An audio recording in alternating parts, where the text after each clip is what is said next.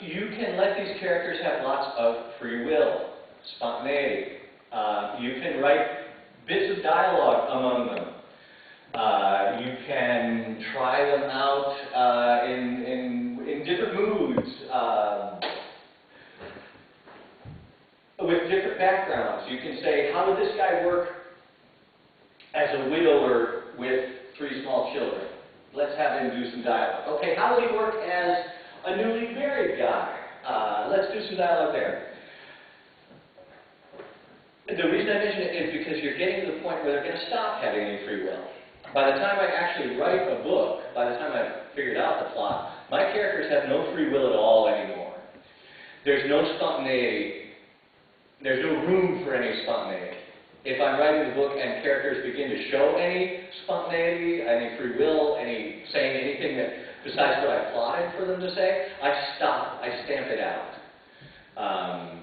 At that point, I don't want Bathsheba, the snake woman, to start coming to life and writing her own story. Anyway, plot occurs when you arrange these components, these various tattooed dogs, and what other things would be cool?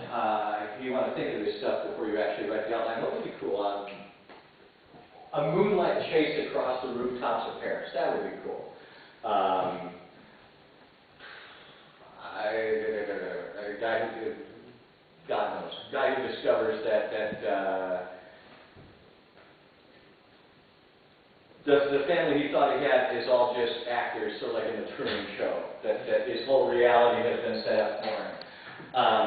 And you've got all the interesting little bits you came up with when you were thinking about movies you'd seen. When you got all these bits unconnected, you can begin to look at them and say, what sort of story are these all a part of?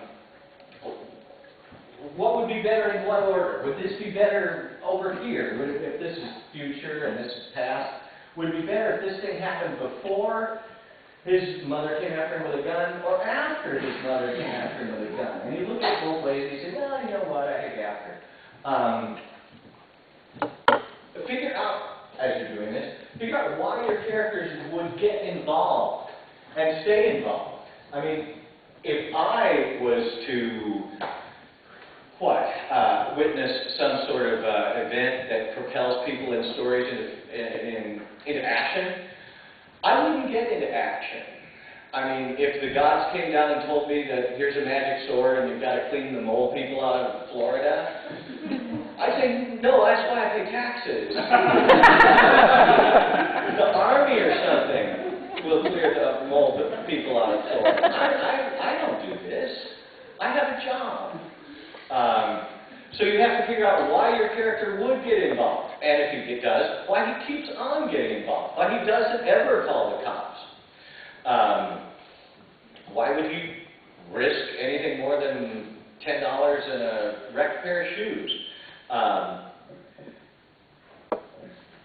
Obviously, you can do this. Obviously, there are. For example, if the story was about our hero's family having been kidnapped by duplicates of themselves from the future, you really couldn't call the police with that. And that would be a good reason not to, why didn't you just call the cops? Oh, I'm sure. I'm going to say my wife from, the future has come back and maybe